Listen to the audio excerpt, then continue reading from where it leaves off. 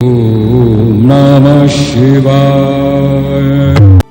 पहले जो कहा करते थे कि मांग, क्या मांगने आया है, अब बिन मांगे ही देने लगे हैं। कितना गहरा हो गया है रिश्ता महादेव आपसे। चोट मेरे लगी है और पीड़ा खुद सहने लगे हैं। 28वां अध्याय, 6 मार्गों का वर्णन। वायुदेव बोले, हे ऋषिवरों, जितने भी शब्द हैं वे सब अर्थ युक्त हैं। प्रकृति का परिणाम रूप शिव तथा पार्वती जी का शब्द तथा प्राकृतिक एवं मूर्ति रूप होने से 2 प्रकार का है। शब्द रूप वाली विभूति तो स्थूल, सूक्ष्म तथा परा इस प्रकार से 3 प्रकार की है। स्थूल चिंता रहित है, सूक्ष्म चिंता रहित, इनसे परे शिव तत्व का आधार रूप पराशक्ति है।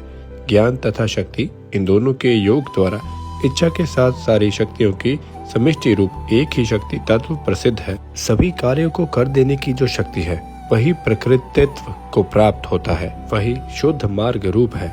उसे परमा देवी कुंडलिनी माया कहा जाता है।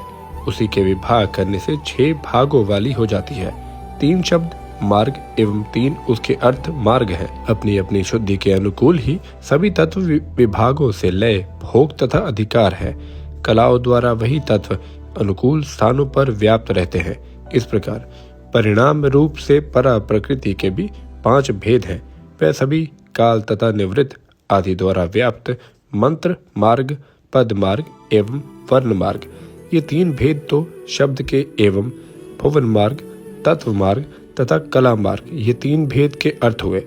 ये सब परस्पर व्याप्त व्यापक भाव से रहते हैं। वाक्यों से पद, पदों से वाक्य पूर्ण रहते हैं।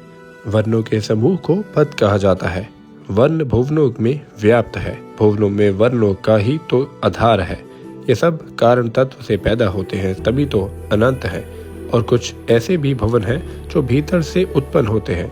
इसके अतिरिक्त अन्य शिव शास्त्रों में प्रसिद्ध हैं जो कि पौराणिक हैं। सांख्य योग विख्यात जो तत्व है केवल शिव शास्त्र विख्यात, केवल इसके अतिरिक्त अन्य तत्व सबके सब कलाओं से परिपूर्ण है। जो प्रकृति है उसके परिणाम रूप द्वारा निवृत्त आदि 5 कला है, वो सभी उत्तरोत्तर के कर्म से व्याप्त हो रहे हैं। 6 भागों में विभक्त पराशक्ति तो इनसे बाहर है।